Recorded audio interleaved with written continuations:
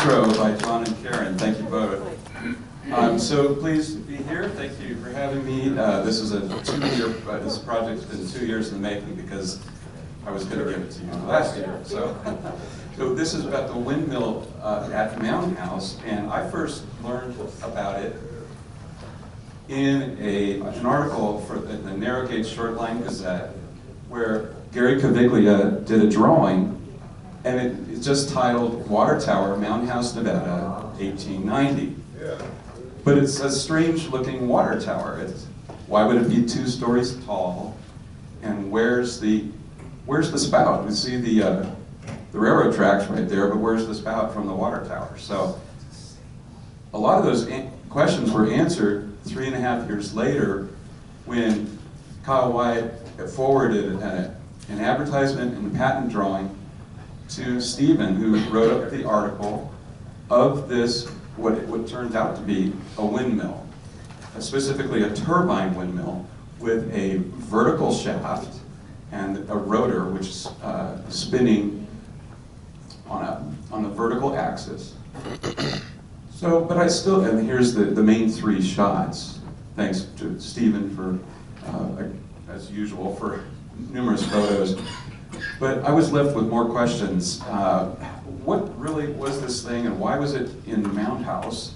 How did it work? And it had water in it. It had at least 1 water tank. Why did the V&T have it right near their tracks? So let's take a look at the situation of Mound House water in general first. In '72, the V&T first trains came through Mound House. And in 4 years after that, we're informed in the Virginia Evening Chronicle that the V&T Railroad's windmill at the Mound House was blown down. Well, apparently the V&T had dug a well, perhaps hoping to water their locomotives there in Mound House.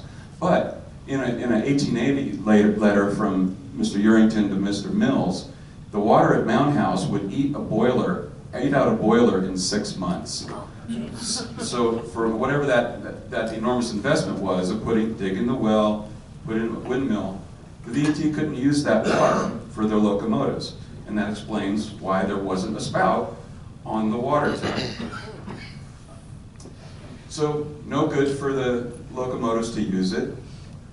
But for the Mound House workers, this was this very busy place. Where would they get their water if they couldn't get it locally? Well, the answer is that just like how the locomotives had to get their water at either Morgan Mill, Carson, or Scales, you'd have to drag your water in a water tank car to Mound House for local residents to utilize. So indeed, this is a shot where water car second number 1 is behind this boxcar, but right underneath the Scales water tank. And that would be a downhill run to Mound House. And then in Mound House, what would they do? Well, there was a sighting that in almost all the photos, a lot of the photos, there's a water tank car parked at a particular sighting, and there's always this trough right next to it. So this is Scales is off to the right, and there were 3 platforms near the residences of the workers, and each of those platforms had about 6 barrels there. So you could fill up the water tank car and stop at each of those platforms, fill up the barrels for local use, and then park the water tank car over here, and there's the trough. And here's the original site of the windmill and the well for the V&T, right next to McLean Saloon. In later years, we see additional photos. Again, here's water car number 1. On the same siding, again, water car number 2 over there. Same sorts of photographs. So even when the windmill was gone and the turbine windmill was gone, the V&T kept parking the water cart there. In an earlier shot, and here's the windmill we're going to be delving into, we see what looks like a standpipe, pipe coming out of the ground, right at the end of the track of the water tank car track. Appears to be a spigot of some sort, and this would be right, well, nearby, kitty corner to the leg of this structure. Now, the most famous source of water, so to speak, at Mound House was, of course, McLean's Saloon. Everybody had to stop there and have a nice little break. But something that made McLean's Saloon even more pleasant was that he was able to build a new windmill right after the V&T's windmill blew down. He put up his own a couple months later for irrigation purposes.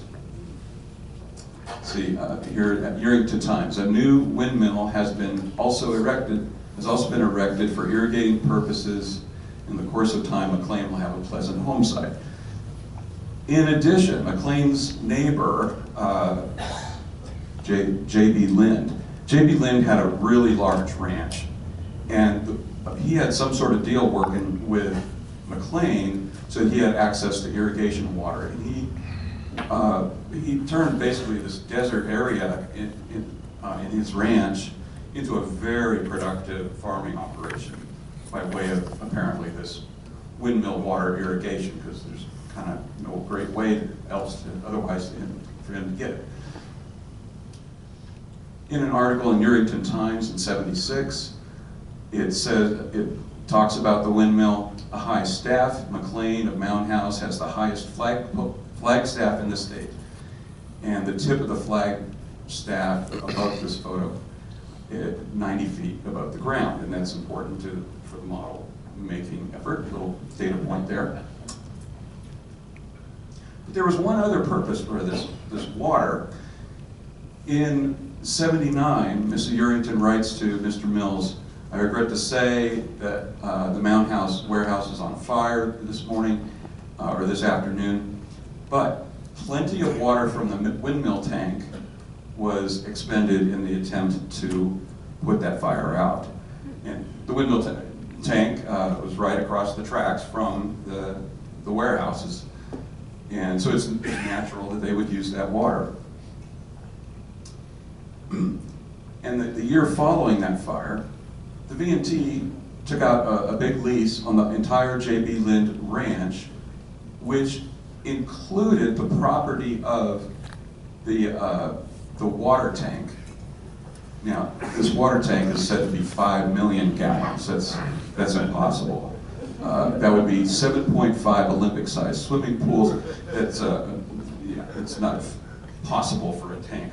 So this is a typo, basically 5,000 gallons, because that's what the volume of that water tank was, which we'll get to. So, in summary of the purposes of this turbine windmill, it was primarily used for agriculture, for the gardens of McLean and his saloon, and the large ranch of J.B. Lind. But it was also secondarily used to help extinguish at least one fire in '79, and perhaps on other occasions, especially after the V&T acquired its property, the land upon which the turbine windmill was sitting. Let's go back to the overall history on what this thing was and how it worked. The inventor was Albert Southwick. He did service in the Civil War, and 4 years after he completes his service, he is granted his first patent for what he called the Dexter windmill. Dexter was a town near where he was at the time, so that was probably the first instance of his mill. It was planted in the Dexter town, so the name stuck, so he called it the Dexter windmill. Okay. Now here's the first patent, and you have this inner rotor, and the wind goes through these shutters, And by adjusting the amount of angle of the shutters, which are all linked together, you would regulate the amount of wind accessing the rotor. So in a big storm, you wanted to slow the thing down, and you shut the shutters and so forth. But it was an automatic mechanism. This governor was attached to the shaft of the rotor. And so the faster the governor spun, it would open up, or it would raise this arm and actuate the linkage so that the shutters would automatically close in the event of too high of a speed. And in '74, he's 34 years old, and he incorporates his Dexter Windmill Company in San Francisco with 4 other trustees, and this is in was August 1874.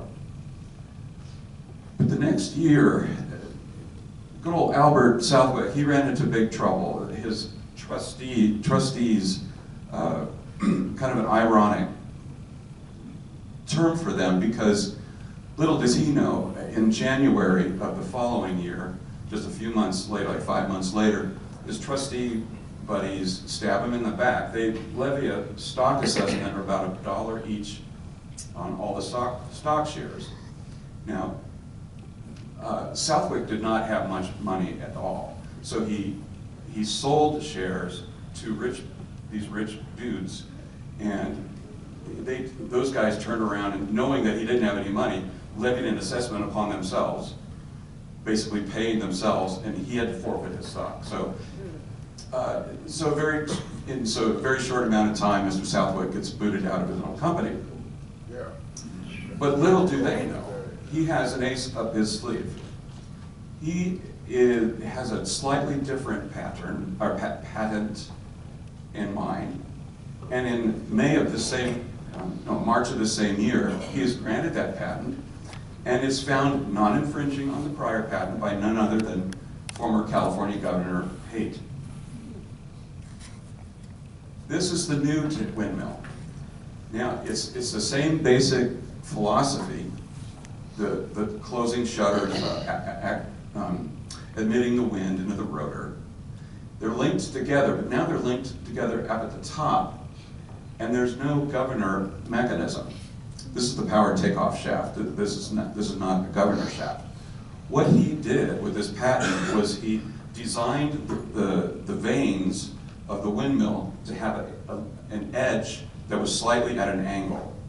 And so the faster the wind blew, the edges kind of caught that wind, and they just naturally wanted to close without any governor at all.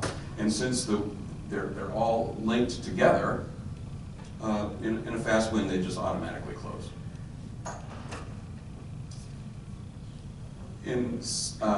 From there forward, Southwick starts to really, his company takes off under the new, not Dexter, but Turbine windmill.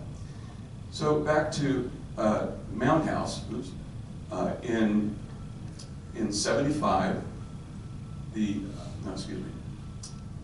'75, blah, blah, blah. The windmill, okay, the V&T's windmill blows down in '76, but the Turbine windmill is incorporated a month later, and in April, McLean now has a turbine windmill of his own on his property. And Albert is 35 at this time, and he starts to advertise all over the place.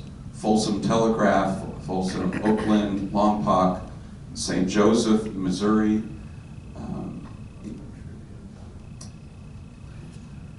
And you see all these different designs. It could be parked over a water tank, over kind of a bare bones thing, or it could be made ornamental, like this nice tower,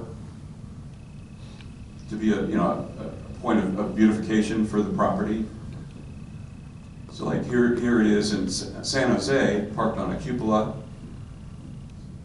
On the other end of the extreme, a real bare bones thing in Nebraska.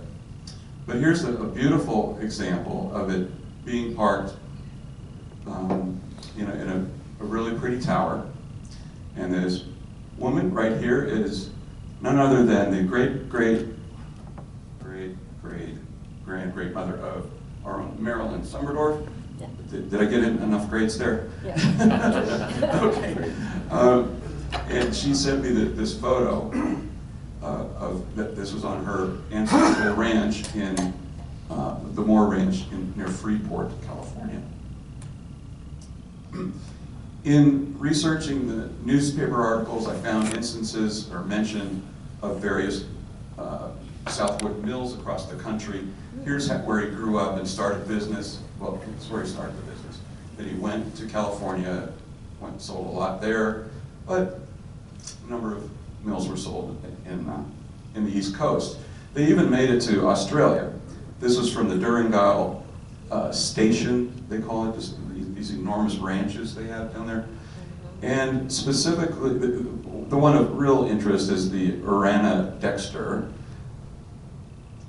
And we'll come back to that. So I needed to make a model of this, and it was helpful just to understand how it worked to make a model. This is Southwick's catalog, and just by measuring the photographs of the Mound House mill, you can determine that it was a Southwick Model 8, rotor of 10-foot diameter, 12-foot high, water tank size of 12-foot diameter by 6-foot water depth. And the tank floor is approximately 37 feet up in the air, which would give you about 16 psi water pressure at the ground level. More than adequate to quickly fill a water tank car, if need be. My model making follows in the footsteps of a number of other people. Actually, Southwick himself built a number of these models, and he'd put it on a wagon and take it from town to town and demonstrate how this thing worked. He also sent them as far as to Hawaii and even the country of Chile. All those models are lost, but there's a model of that. Here's a model of the Australian mill that was done by folks down there. And here's a model of a Dexter recreation up here in Pennsylvania, just north of where we live.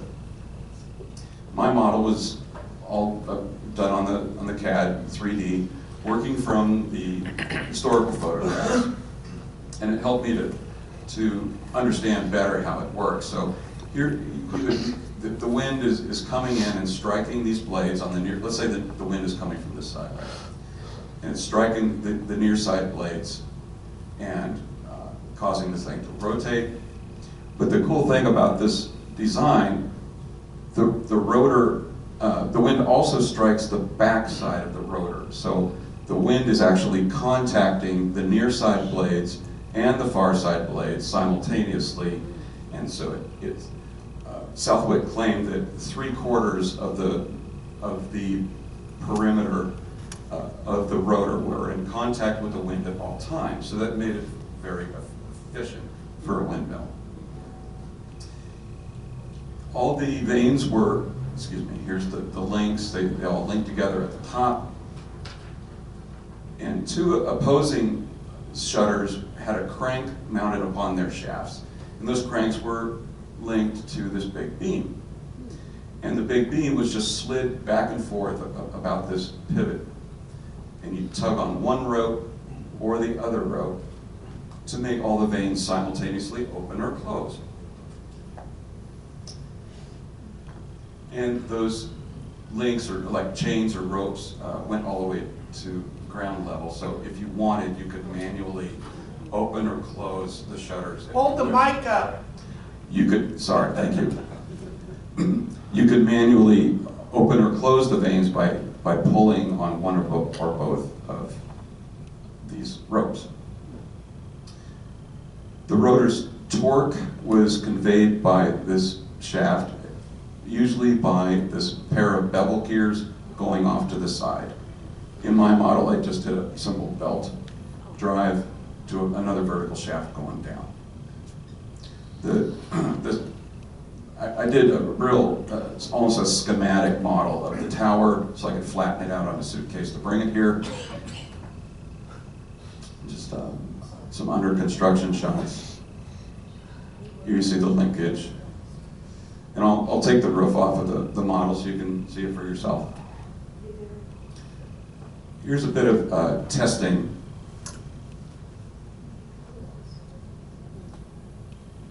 the turbine windmill model. This is a 1/24 scale model of Southwick's mill. And I've got it sitting in front of just a regular old house fan pointed at it. And this is not scientific or anything, so just wanted to demonstrate sort of how this thing works. And underneath the roof, you see the beam that operates the shutters, and the shutters either allow the wind or prevent the wind from getting to the rotating inner rotor, right? So let's start out with the lowest setting of the fan. You see the shutters are closed, and I'm going to rotate these things. You can see that the rotor is starting to pick up some speed. It's kind of heavy, so it takes a little bit. And with this kind of lower wind, that's about as fast as this model is going to go.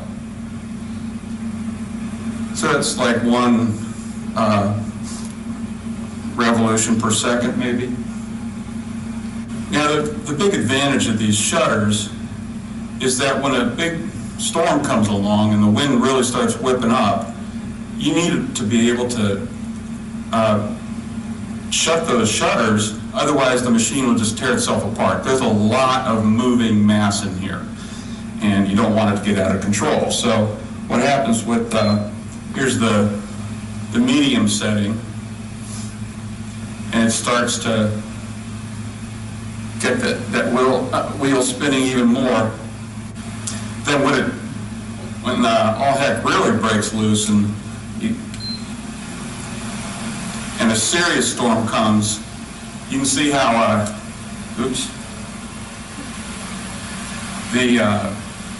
this wheel is just really going to it. So you want to be able to start throttling this stuff down. And if I were a farmer, I'd run out and just slam this thing shut. And it's going to keep going for a bit because of the inertia, but it's starting to slow down now. And even just cracking open the shutters is going to make it start spinning pretty well.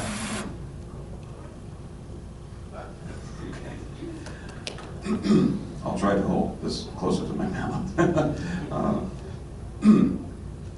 The last section of this talk, excuse me, is the last remaining cousins of this turbine windmill. I mentioned the windmill in Pennsylvania. Jay McGinnis of New Park Wind Engines built the working model preparatory to having local Amish craftsmen put up this fine recreation of a Dexter. The last standing instance in the United States was in upstate New York. It was huge. It was 12-foot diameter rotor, 18-foot high in diameter, just the rotor. And so the building and the shutters were far larger than that. This would be a Southwick Model 12, if anybody's interested.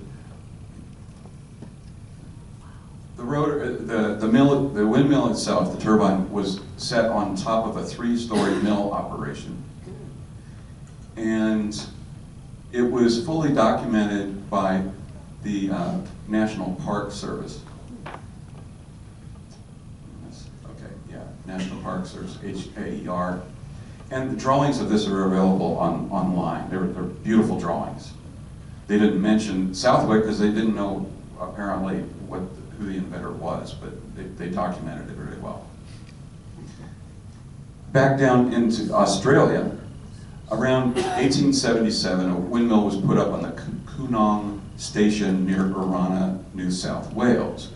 And Helen Walter, co-editor of the Windmill Journal, helped me write an article about this particular mill. And she helped me research, we found 3 instances of a Southwick mill in Australia.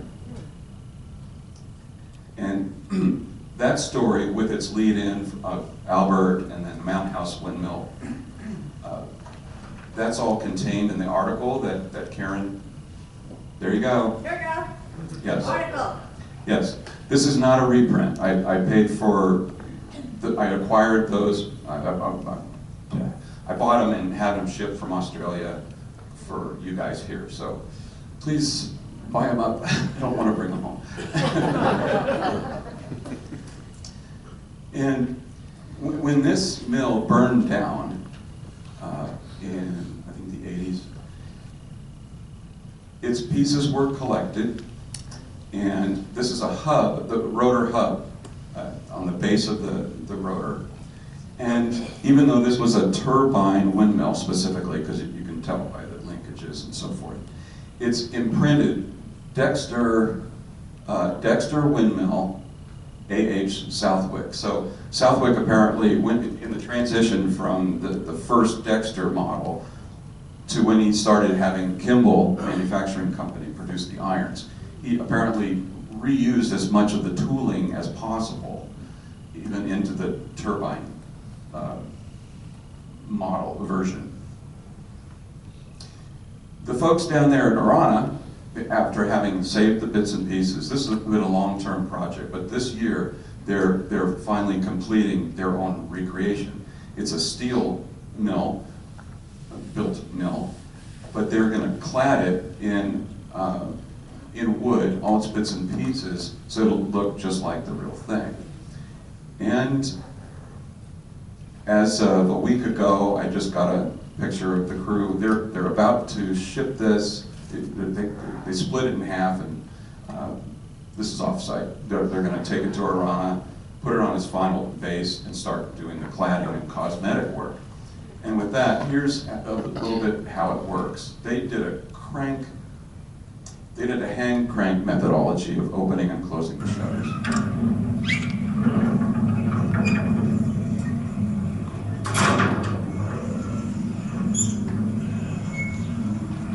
Okay. And by the way, they're really proud of their Dexter, and and I had to break it to them that it's not the Dexter, it's the turbine version. It's and I was like, what? No, you're not a friend. To them, this is the name of the mill. This is their Dexter.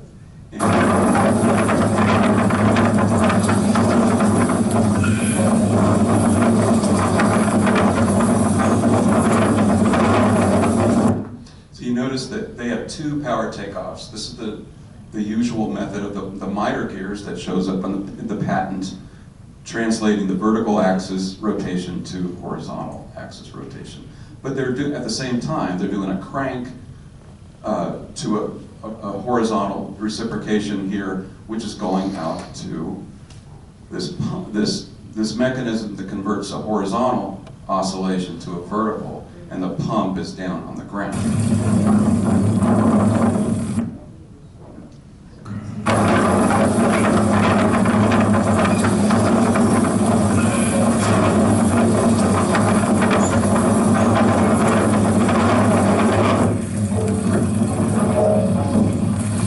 So you get the idea. So, in summary, the turbine windmill of Mound House helped to fight at least one major V&T fire. Didn't quite do the job, but it helped. Tried. It made Mound House's famous establishment, McLean's Saloon, an even more enjoyable stop for the V&T passengers. And it turned the Lynch Ranch from a desert into a lush orchard and field farmland, enabling it to grow excellent produce for folks in the region. And I wouldn't be surprised if the V&T might have carted some of his produce up to Virginia City or Carson. It represented a landmark in windmill technology and was a rare instance of a Southwick mill being well photographed. And it has, as its only living relatives, a cousin in Australia, one in Pennsylvania, and perhaps one more to come in New York. So I want to thank Kyle for starting this whole ball rolling.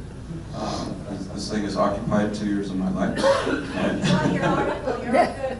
What? You bought your article, you're good. Hey, good, thank God.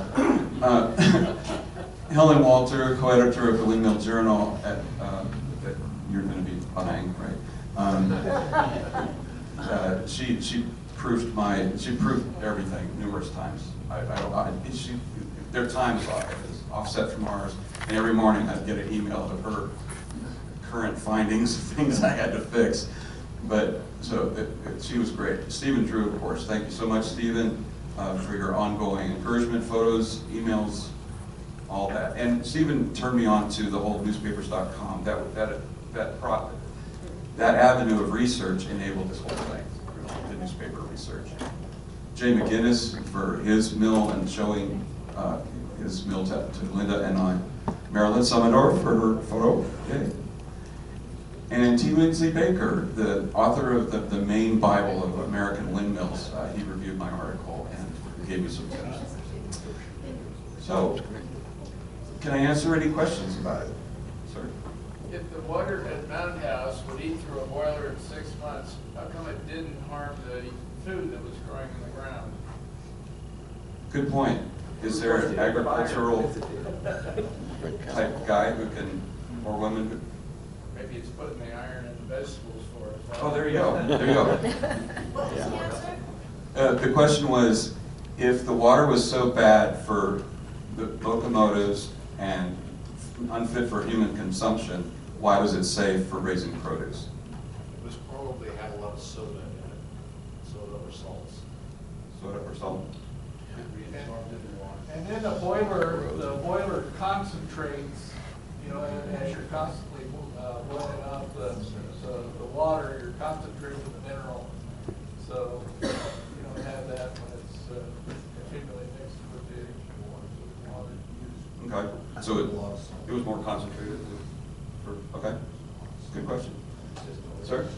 Maybe it wasn't safe, but nobody realized that. Right. And all the great grandkids grew up with ADD. Any others? Yes? With all those moving parts, how was it affected with all the bearings and moving parts? How was it affected by dirt and dust? For the main windmill rotor itself, I'm glad you brought that up. Its bearing was very simple. The whole thing rode on a shaft, and the shaft had a point to it, and the point rode in a sealed box full of grease or oil or grease. So only one small bearing contact point was involved for the whole rotor, making it very easy to spin. As for the other linkages and so forth, all the complex linkages around the top, I would suggest that what your point contributed to the early demise of the windmill. It didn't really last very long. It was all the veins were wood. Right? Yes, the vanes were all of wood. What year was it built, and what year did it go away? It was put up in 1876 by McLean.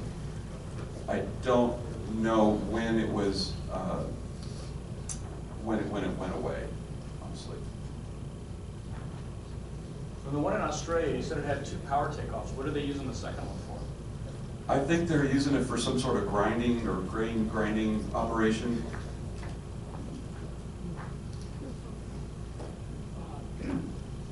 What kind of maintenance was required on this apparatus, and how often did you have to do it? According to Southwick, never. That's why it didn't last so long. Right. The pictures that we see, you see of the 3 main pictures in Mound House, you see the paint deteriorated really quickly. And honestly, after McLean either lost his arm or really injured one arm, he's not going to be up there maintaining it. So who knows? It certainly had a bunch of maintenance to do. You have to get up and fill the main the main box of grease. You also have to grease all the linkages. You have to go up, there's an attic in here. You have to go up and crawl around and right above the spinning rotor, grease all these linkage points. I don't think anybody would want to do that. When did the Mound House mill come down? I don't know. I'm not sure if we. When did it blow over? Oh, Well, so there was an earlier B&T that blew over, then this one was built, and then the B&T acquired it, and then. Well, it still shows up in the Crockwell photographs. We think we're probably 1888, 1889. It lasted for quite a while. yeah. Thanks, Adrian. All right. Yes. You mentioned that the way they stopped it was they closed the shutter. Did they have a secondary break for maintenance when they had to open up and work on it? That's a great point. I haven't seen that in the descriptions or the articles. I do know that at one point a couple of kids got into one in San Jose. Well, 3 kids. On a dare. They crawled in when the wind was low, and then the wind picked up. And it threw them all around, and they barely survived. Somebody heard the screaming, but he apparently had to rely on shutting the shutters to make it stop. How come it wasn't more popular? I don't know. He seemed to sell them all over the place, and he didn't sell. It was very cost effective. He only sold the metal parts as a kit, and you get the kit and with the drawings, and you'd hire your own local carpenters or put it up yourself. So that way he was able to spread it through the states, and he had agents, a lot of agents. But for some reason it didn't take off. Other competing horizontal mills of this type, perhaps of a superior nature, were starting to come online and compete with him as well. Is this particular style windmill more effective or more efficient than just a typical classic plain old windmill? In some ways, in regards to any energy transfer, I believe so.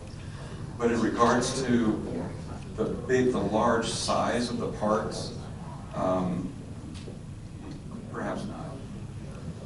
I mean, it's a lot of material to have spinning around. If one thing messes up, it's going to tear itself apart. So I find this research very interesting. When can we expect the 1-to-1 scale version? Well, you'd have to just go to Pennsylvania and you can see one. Good point, thank you. How do they get the water in the tank? There was a pump. There was the pit for the well, and the pump was probably down in the pit below ground level, below frost line, and so the pump was pumping up constantly water up into the tank.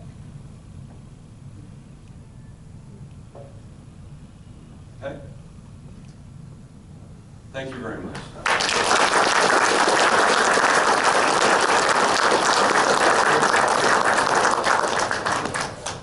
Thank you, Cliff, so much for doing that. Cliff is a real addition. He serves on the board of our society, and we're real fortunate to have someone of his caliber in engineering. Most of the time during the day, his forte is engineering, primarily, I think, with water, but we're very fortunate to get him, and of course this story is about water, but also involved in the B&T, and he's a real asset on the board of our foundation, of our society, and we're certainly grateful for the time. And to his wife, Linda, who's able to join us this year, thank you for sharing Cliff with us. We do appreciate him very much. Very insightful. We didn't realize this great landmark out at Mound House had national, if not international significance, and that adds an awful lot more to our story and our appreciation of these photographs and what that is. And a more appreciation of the problems that Yarrington faced when he found out, hey, we got this innovative windmill at Mound House. We now have a wonderful source of water right midpoint on the railroad, only to find out that it would eat out the inside of a boiler in about 6 months. So you imagine how disappointed he is, and why they had to develop some additional water capability, and it explains the reason they had this tank up at Silver, and why they had the tank down at Brunswick on both north and south of this tank, because what a disappointment. And the CNC had to go, what, about 3 miles in order to get water for their first source on the road down to Dayton. Before we take a break here, I want to introduce a VIP who has joined us, and that is Dan Thielen, who is the director of the Nevada State Railroad Museum. We're honored to have Dan with us today. Dan, would you wave so everyone knows who you are?